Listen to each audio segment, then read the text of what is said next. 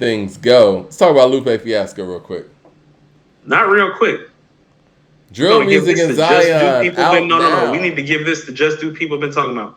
Can Well, I this say is no, something to no. start This is off? what I want to post. I want to post this to start off. I want to post this tweet. Lupe Fiasco tweeted yesterday.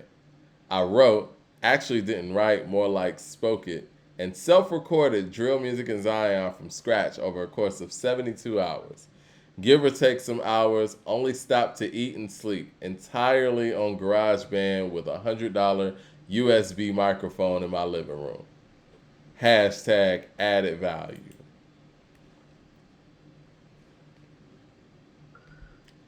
What do you have So to it's say about that? I think that's genius. I think it's impressive. And again, it speaks to the mind of Lupe and a lot of those okay. things I'm impressed by. So I'm gonna ask you something, Yes, sir. and I'm not doing this to be shady. I really want to know this. Do you find this to be super impressive? As in, on what level? Do you find it to be impressive that he recorded 9 songs in 3 days?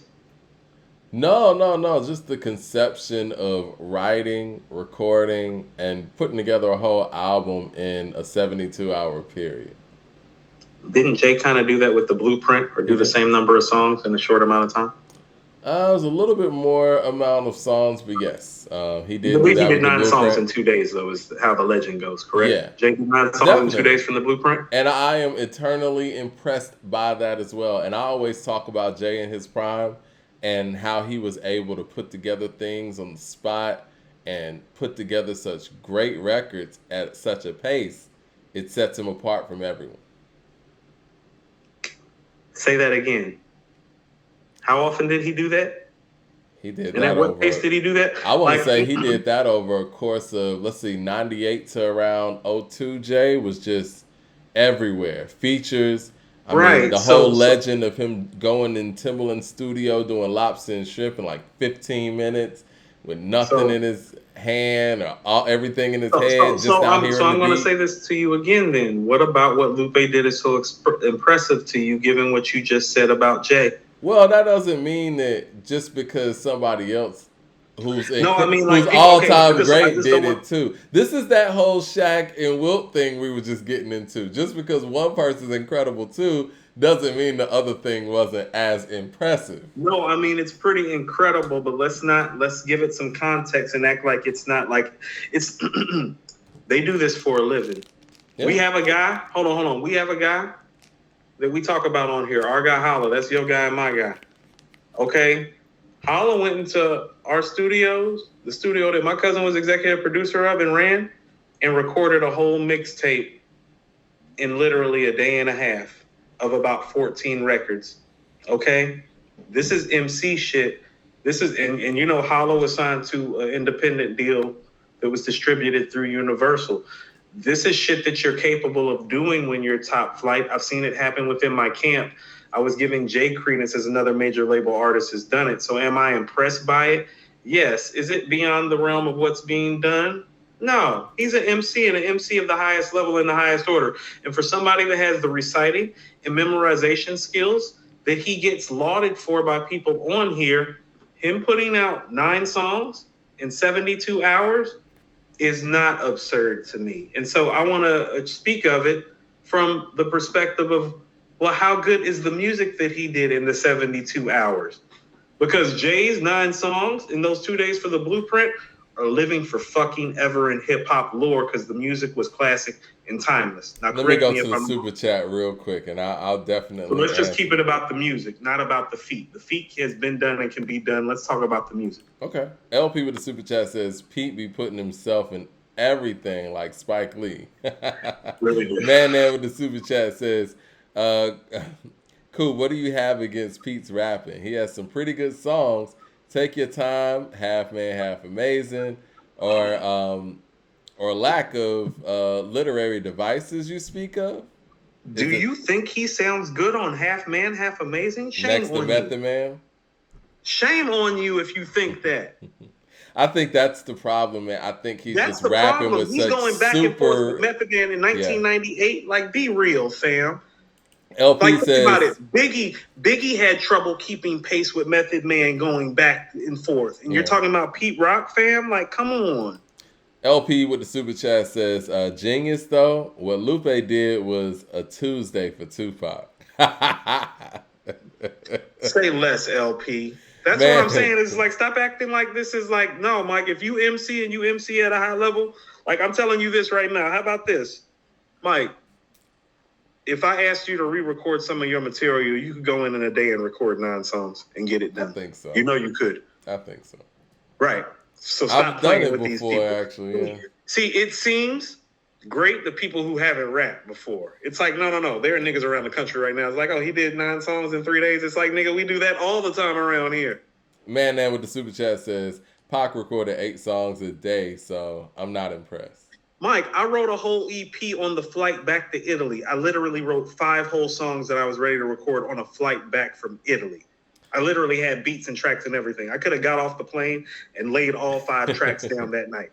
Andre Chashir says, gotta shine a light on artists. I feel like we have the potential in my city, Milwaukee. Did y'all hear Lakia's freestyle on Cosmic Kev? No. Gotta listen to that. We'll check that out. Yep. We're just thinking, need to check that. Ryan Gillum. Shout out to Ryan Gillum in the room. It's kind of funny that it took Kendrick 5 years to make an album while it took Lupe 3 days. Woo! See, I let we that weren't go. even going to go there. No. Do you want to go there? Hold on. We need to stay on Lupe for a minute. Let's stay on Lupe for a minute. We're going to talk about Kendrick's crown, too. We are going to get it. Yeah, we're going to talk about Kendrick's crown. Yeah. Because he can't please everybody. He's not your savior. I'm stressed out. So what were you going to say about Lupe and the quality of material? You were saying that, I guess I think this album's dope, right? And I think the impressive part is just his lyrical dexterity throughout the whole project. You're right. You said something offline, which I couldn't disagree with. You said production is Lupe's problem. It is. First of all, LP is right. Coop, you ain't rapping like Lupe, though, respectfully. Well, respectfully speaking, Rakim and Nas don't rap like Lupe either. That doesn't mean that shit flies, and that's part of why I bought Rakim and Nas up. I wasn't doing that disrespectfully. Well, speaking of which, though, you said something I want to correct. What you said first, Mike. Go ahead. I want to say something you said last episode I want to correct. You said that we're not better rappers than Eminem. I disagree. I think I'm a better rapper than Eminem. But go ahead. Okay. I saw that you put that in the chat and in the thread in the comments. I feel what you're saying. Like, I feel like I'm a better writer than him. I feel like I've made better songs. I think people will ride to my music before they'll play some fucking I'ma kill you. I believe that too, Mike. Like, even the stuff that we be dropping, it's like, Mike, I've heard your stuff. It's like those 2 stuffs that we just dropped is actually some of our least lyrical stuff that we just dropped. Right.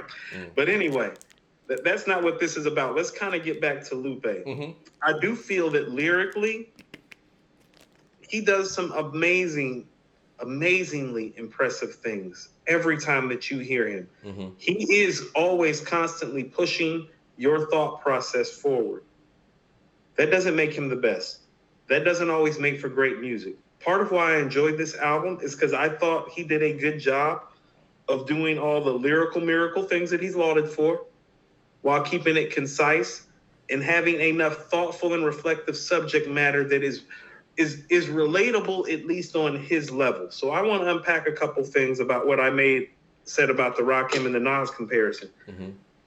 What I was really trying to contextualize is that these guys are super lyrical, but they know how to just give the people a song because the people need to be behind you, even if you're an all-time great lyricist. And so when I'm using their records and you're like, it's not fair, it kind of is fair. I bought up Kick Push for a reason, because sometimes charisma, personality, swagger, that matters just as much as your lyrical ability. When Biggie's coming on Juicy, Mike, that's not super lyrical. It was all a dream. I used to read Word Up magazine. Salt and Pepper and Heavy D. Funny, we're bringing up Heavy again. Yeah. Salt and Pepper and Heavy D up in the limousine. Painting pictures on my wall. Every Saturday, rap attack Mr. Magic Marley Marl. There ain't nothing super lyrical about that. It's one of the greatest hip hop records ever created because he's creating a feeling, because he's got charisma, he's got cadence, he's got star power, he's got flow. It doesn't matter all that lyrical shit all the time. Can you make a dope ass record that people like to listen to no matter who you are? Because that's what the world is yours is. I want to That's say what this they though. want to tell is. I want to say this though, and I love your point. And when you bring up Juicy, I feel that way about Jay on like "Give It to Me," right? Like it's a fun Yes, record that's where it's what like no. we know that this dude can really take it there lyrically, but on here he's having a good time. You're having a good time with it, and he still got bars. Same thing with like "Hey Poppy" and shit like that. No, I'm actually going to go a step further. I was actually about to give you Dead Presidents. You and I talk about that third verse on Dead Presidents and how lyrical it is, Mike. Mm-hmm. Well, the first verse really isn't like that. Listen to how he ends the. You don't think so? Who want to dead us? Listen. I'm about to contextualize it. I'm not saying it's not great. I love me some Dead Presidents. You know how I feel about Dead Presidents. Listen to what he's saying. Word life, I dabbled in crazy weight. Without rap, I was crazy straight. Partner, I'm still spending money from 88. What?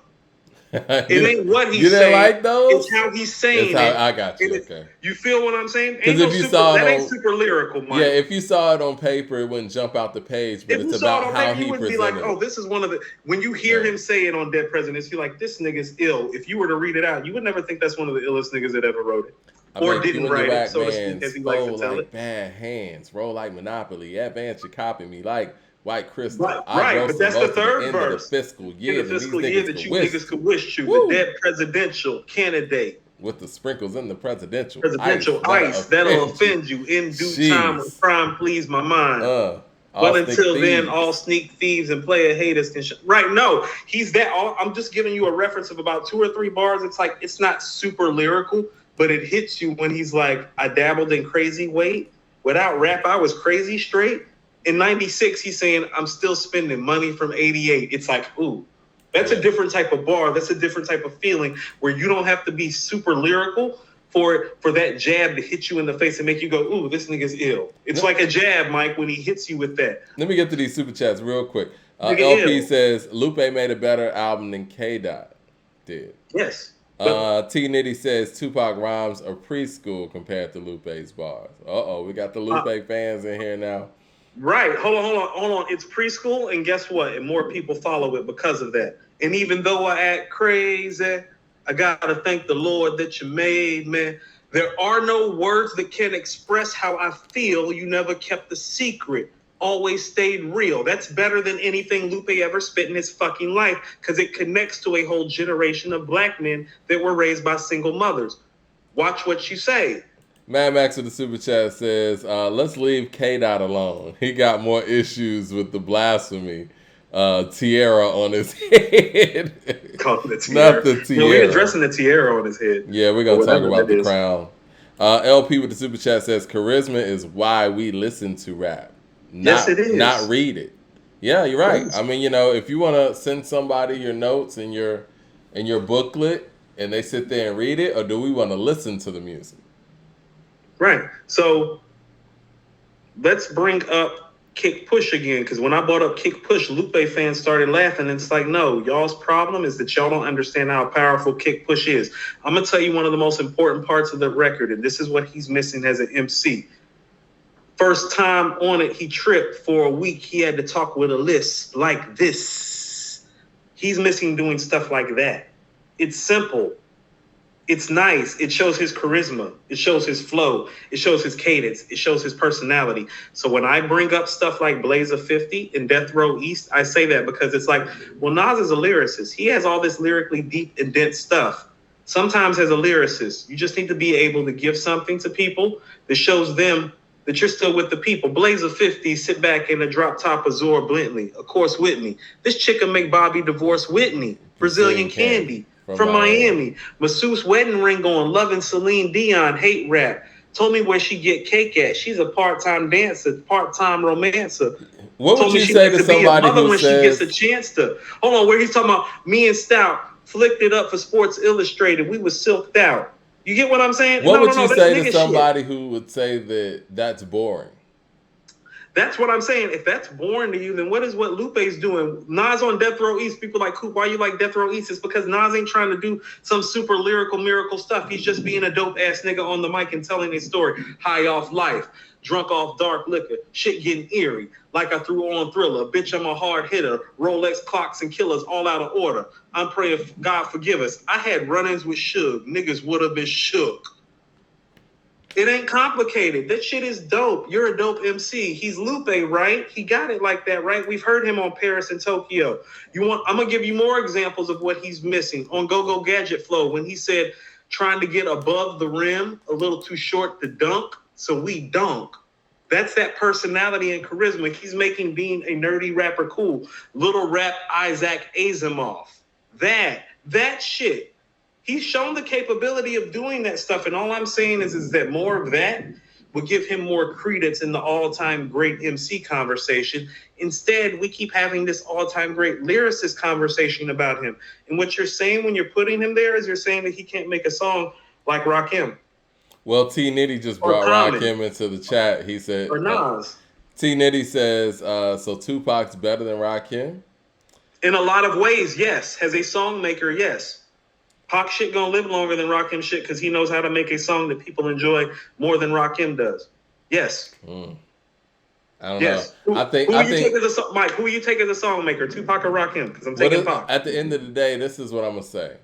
I think it's more of a conversation than people think. Because what I'm gonna say is, it sounds like y'all are putting Lupe and Rakim in the same vein when it comes to making songs.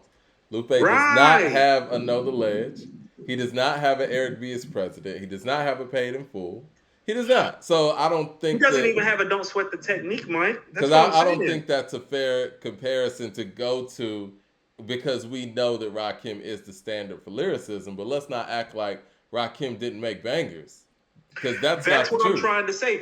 Mike, part of the criteria for being the greatest MC of all time is that you can't just be a great lyricist. No, you have to make records that people like and enjoy. Even Common's done it. He's not even the best song maker in his city. Well, let's talk about Common as it pertains to Lupe, because I do think that that's a fair conversation. So let's get off the Nas and Rakim thing. So he's not all right, there. so when we talk about Chicago, when we talk about the greatest lyricist in Chicago, most people would say Common because of his body of work and the songs that he's been able to make and his lyricism, right? But many people will argue that Lupe is the better lyricist than Common. But that's the only thing. Yeah. If you only do one thing, how about this? I tell people this all the time. If you think LeBron James is a better basketball player than Michael Jordan, I'm going to tell you that there's two sides of the court. And Michael Jordan is the greatest defensive shooting guard of all time, won Defensive Player of the Year, and made all NBA first defensive team 10 times. You tell me that LeBron's a better passer. That's great. Is he a better scorer? No. Is he a better shooter? No. Is he better at the free throw line? No. Is he better defensively? So if you give me that what he's better at is passing the ball and rebounding, and I'm like, well, Mike's a better clutch shooter, 3-point shooter, free throw shooter, 2-point shooter, more fundamentally sound, better offensively, higher vertical, and you're giving me like 2 things, and I'm giving you 10 things, and the other guy has more accolades on top of it. How is the guy that does 1 or 2 things better? How? And that's what it is with Lupe even versus Common. It's like, oh no, does Lupe do 1 or 2 things better than Common? Absolutely. Does he have an I Used to Love Her? Does he have The Light? Mike, does he even have a 1999? Has like a street banger that we swear by as a hip hop classic in the community, like on some just rap shit? Like, we swear by 199 on some rap shit, Mike, not on some hit shit. It's like, yo, that nigga spazzed on 199. Mike, you should have seen the look on your face when I bought up 1999 a couple weeks ago. Like, your rap eyes lit up, the head in you lit up. That's that I love shit, that record. Nigga. You're right. Man, I seen that in your eye. Where does Lupe's records do that to you? He killed that record, man. And not to mention... Name the Lupe record where you light up like that, Mike.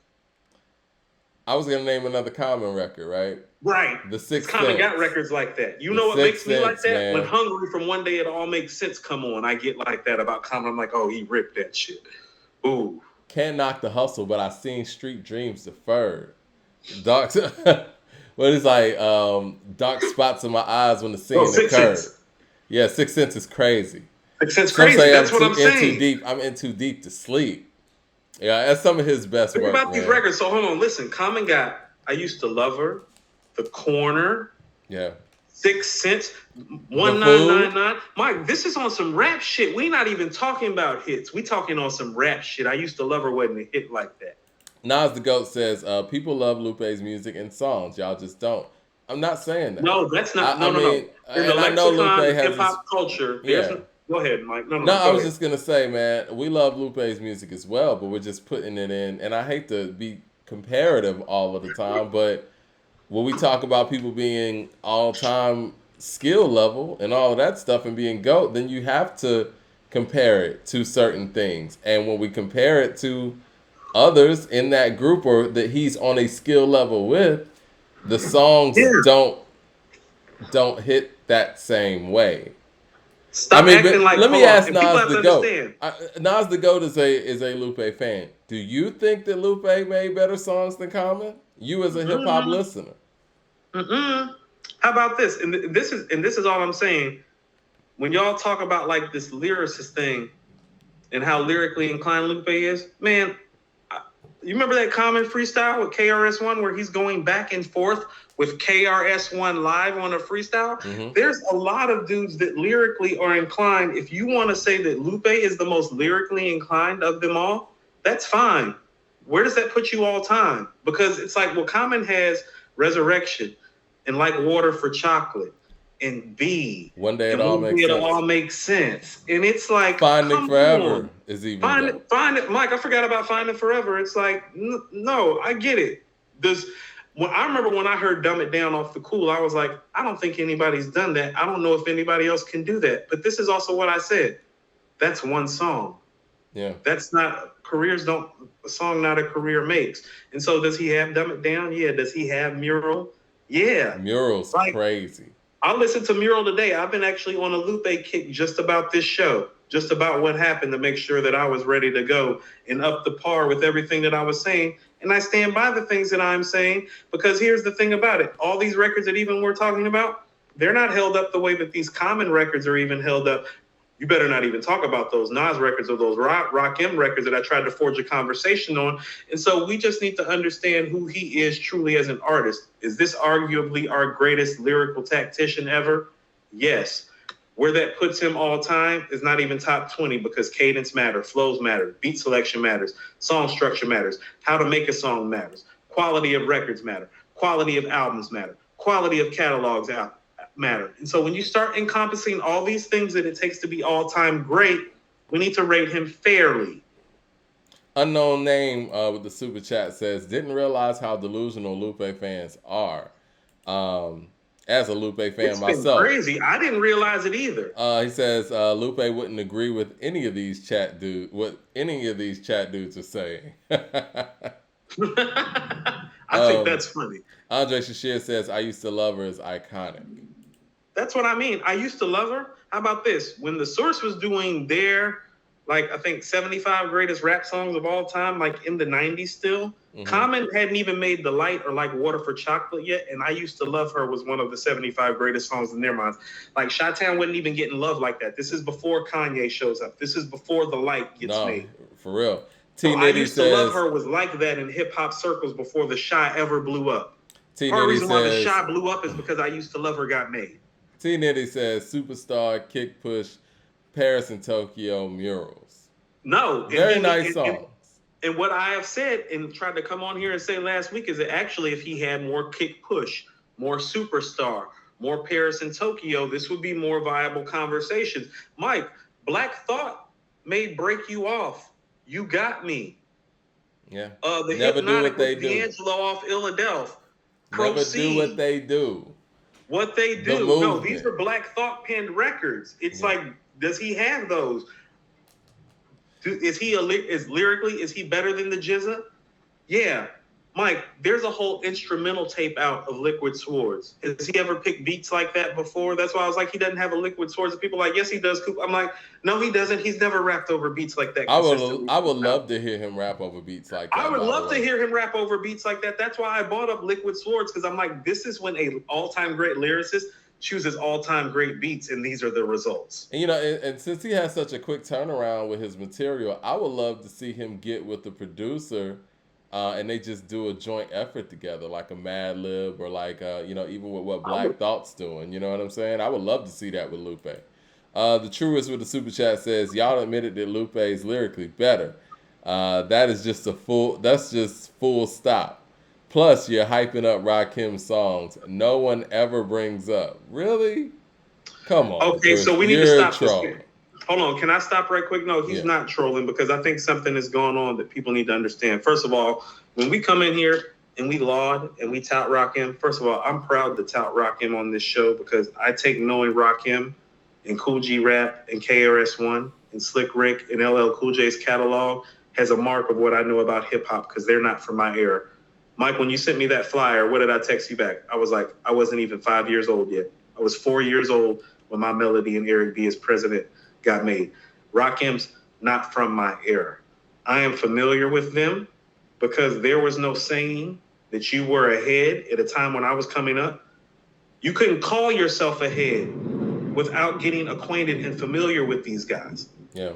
The way that you guys are acquainted with Lupe, no, it's not okay for you to call yourself ahead and not be acquainted with Rakim the same way.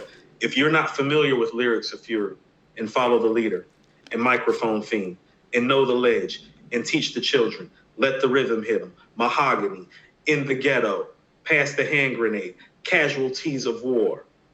No Omega. And you're not even talking about the hits. It's not hits. okay. Like, I'm here to let you know that that's not okay and you're wrong and you need to get your hip-hop shit together. Like, I'm pulling people's hip-hop cards from now on. Well, if they don't know Rakim. Rakim came out when I was 4 years old. I know almost every rhyme he ever written because the heads that were around me let it be known. Ain't no being no head and you don't know Rakim stuff, Coop. Knowing KRS-One stuff. This is required reading in here. Lupe being a superior lyricist doesn't mean you get to skip the reading.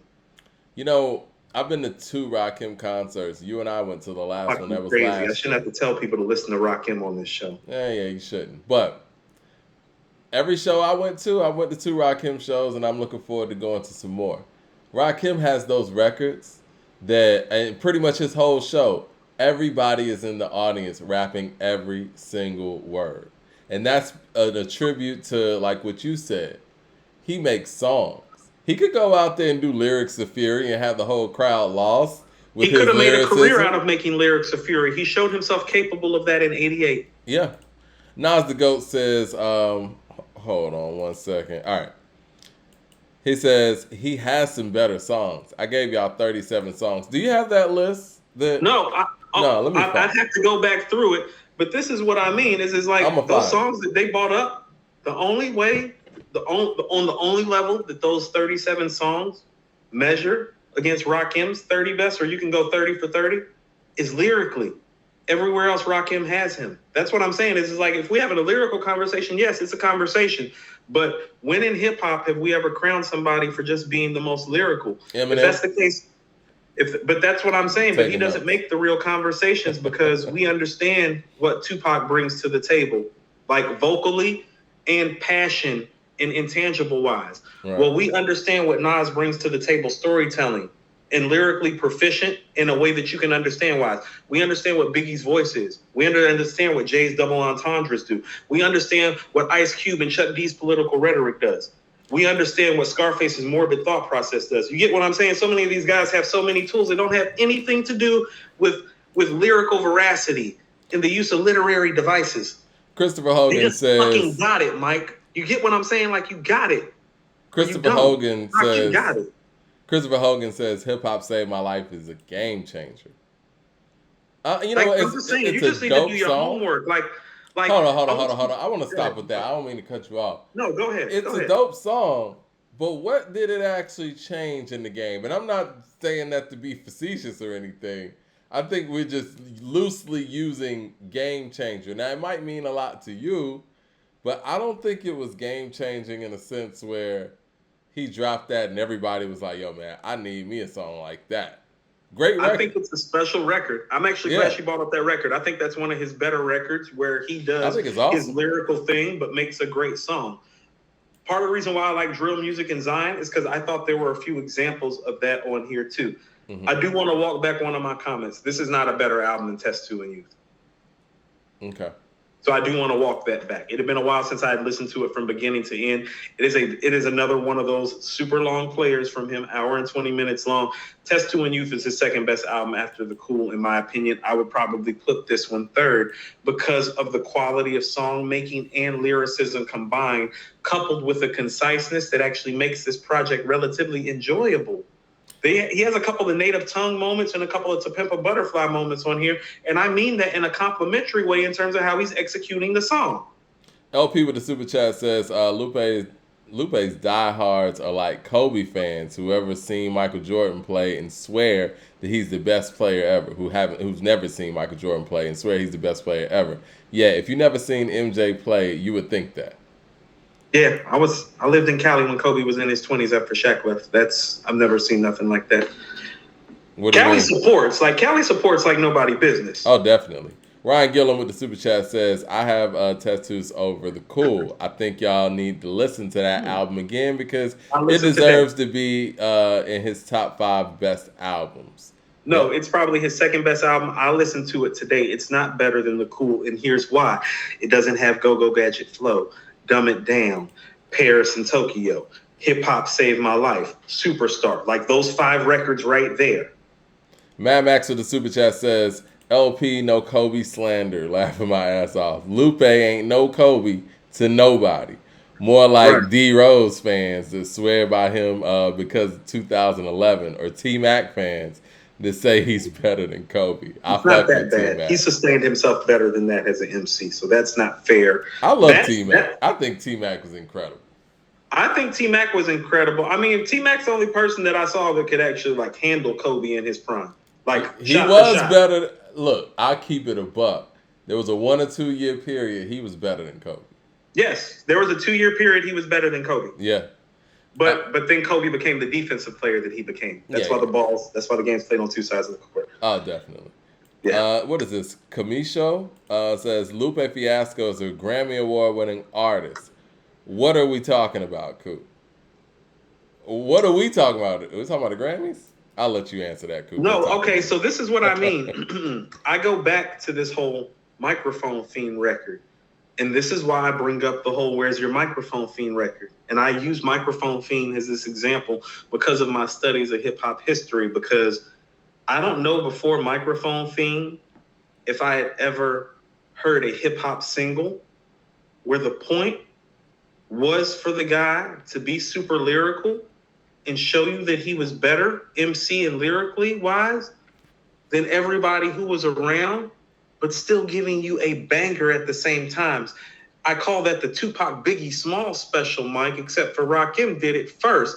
I was a fiend before I became a teen. I melted microphones instead of cones of ice cream, music orientated. So when hip hop was originated, fitted like pieces of puzzles.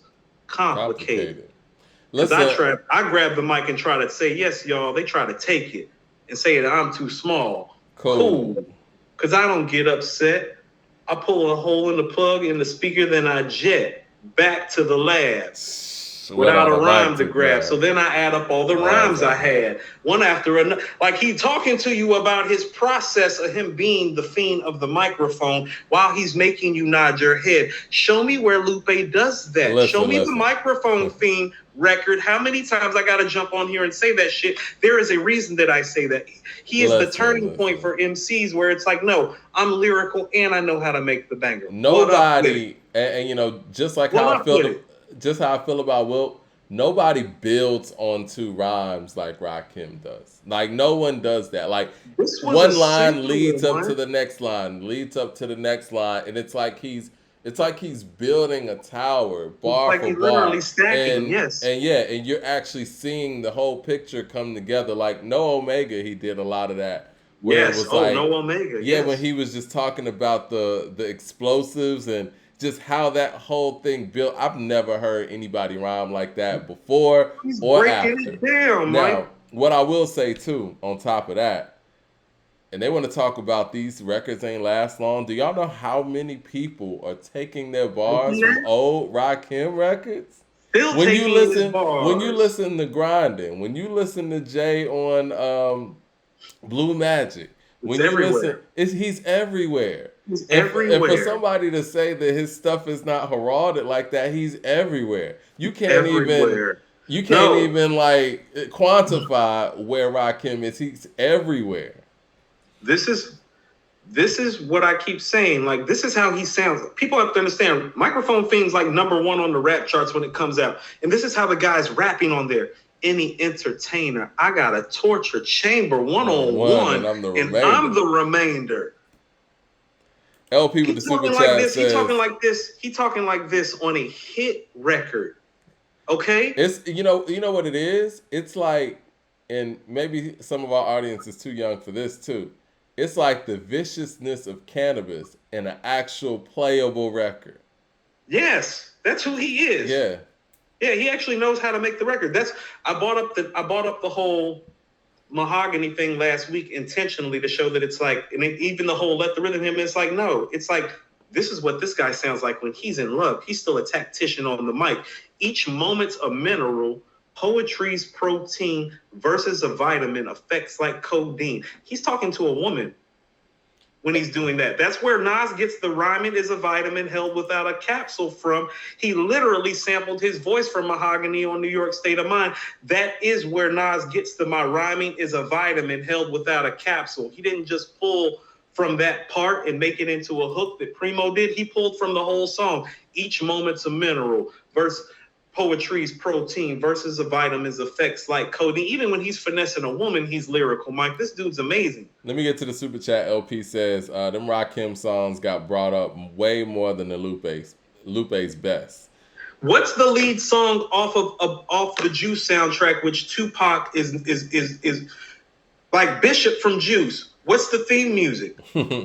Rakim, what's the theme music? The Juice sip the juice. I got enough to go around, and the thought takes place uptown. I grew up on the sidewalk where I on street talked and then halt in New York. What'd he say? I go from Queens to Coney to Manhattan to Brooklyn. Nah, he said I go to Queens for Queens to get the crew from Brooklyn. Make money in Manhattan and never been tooken.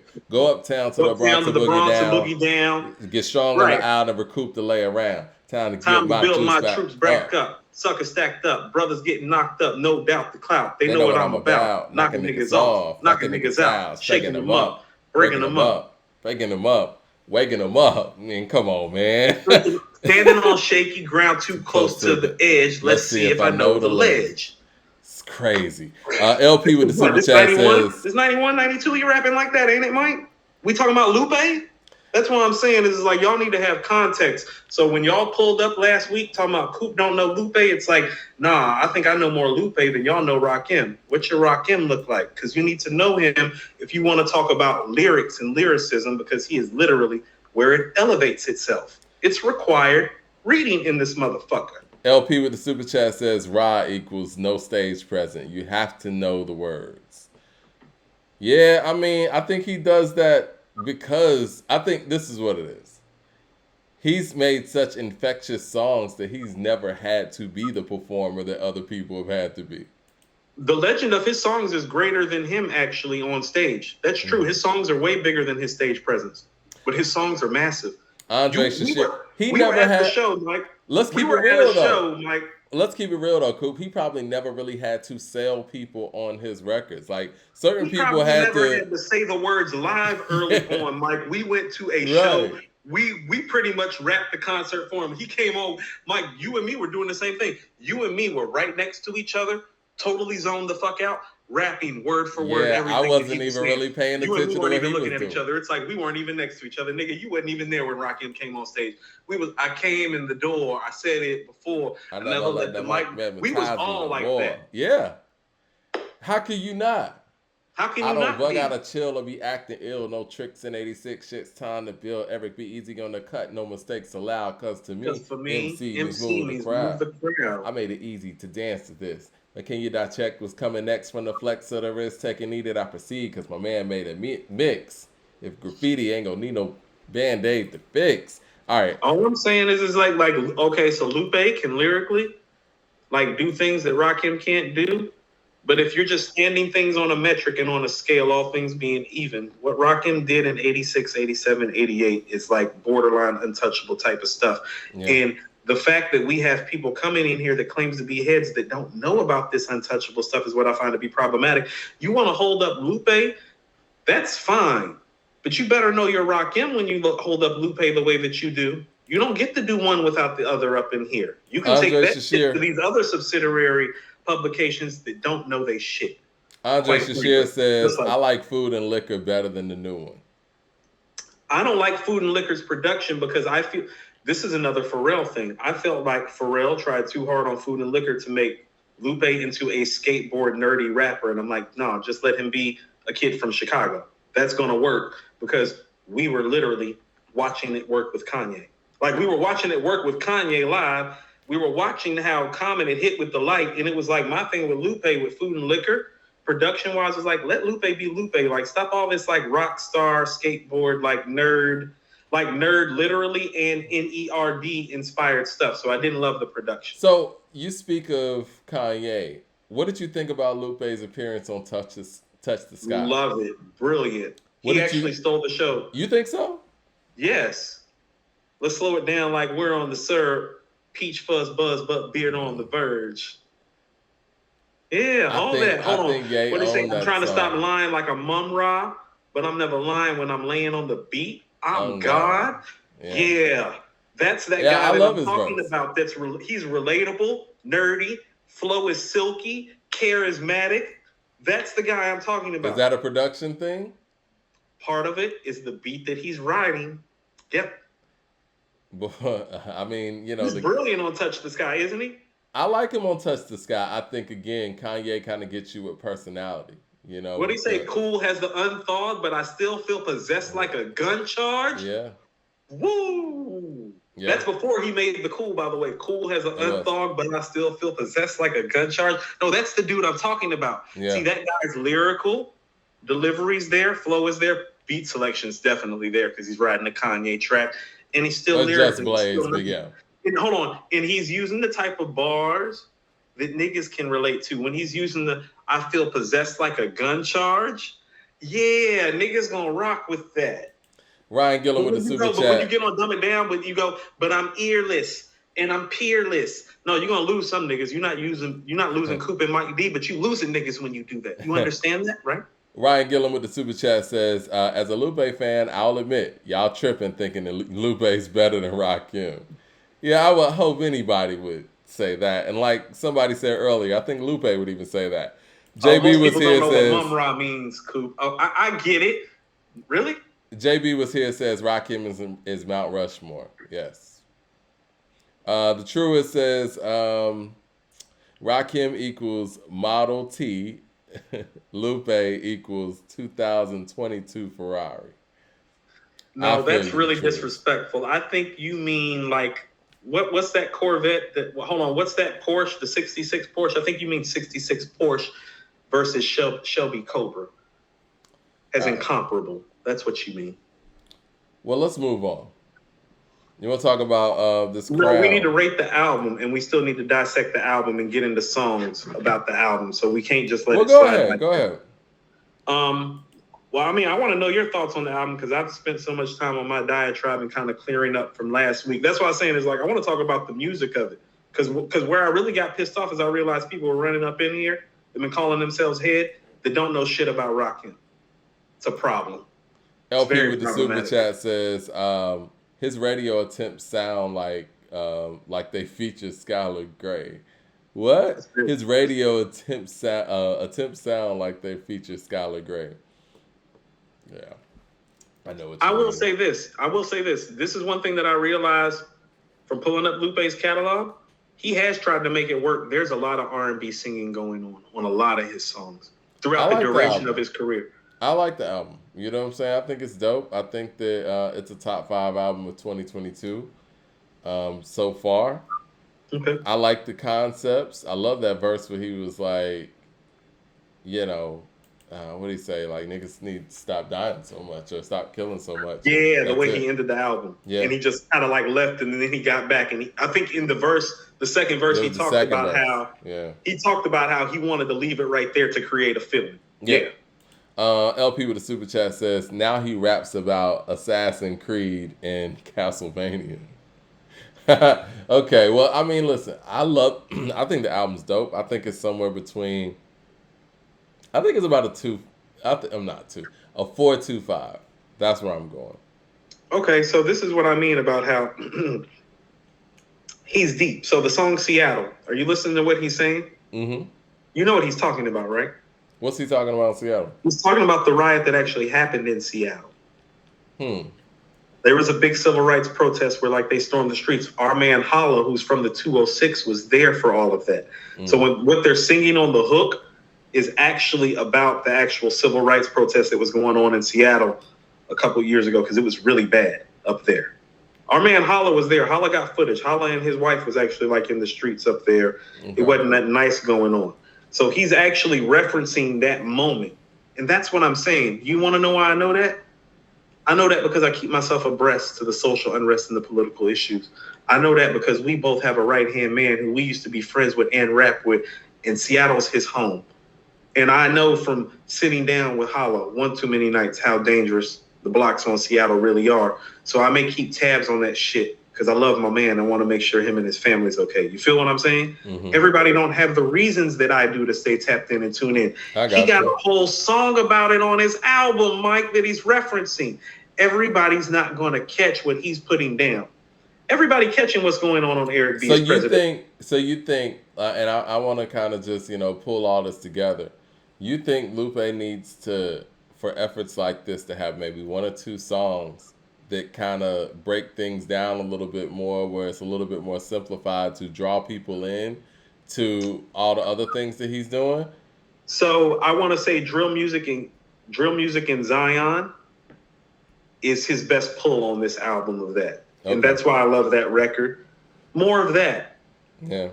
It's understandable. It's relatable. He's not losing any of his lyrical complexity, dexterity, message. He's not losing anything from doing a record like Drill Music in Zion or Kiosk. I thought Kiosk could have been potentially the song of the year had the production been better and done right on it. Because here's another thing. It's almost like on some of these records, because he's so dope lyrically, the points to hear him and production suffers behind that. Kiosk is an example. Like, I love listening to Kiosk because of what he's saying and how he's framing it. But has like somebody that objectively listens to music, I'm like, man, you should have put this shit over a harder beat so people would catch the message. You feel me? Because what happens with him is that these guys in here that like him, like their heads. And so it's like, no, they're catching Lupe's messages. Well, what makes him any different than like somebody like a Currency or something? It's just that's what I mean. That's what I'm saying. It's almost like a niche market type of thing. And it's like, well, no, and I think that's cool. Capabilities, like, no, his capabilities and some of his song making capabilities is better than what his output is. That's all I'm saying. I'm not saying he's not great. I'm saying like when he actually does stuff like drill music and Zion, I'm like, oh, you can do this. When I go listen to the Cool, it's like, oh, you can do this. Like, you're making a conscious choice to be this different, because your conscious choice to be this different, it hurts your legacy as an MC. Make more songs people like. Like, it's not costing you anything. You can go look in your own city and look at Ye and look at Common. It's not going to cost you anything.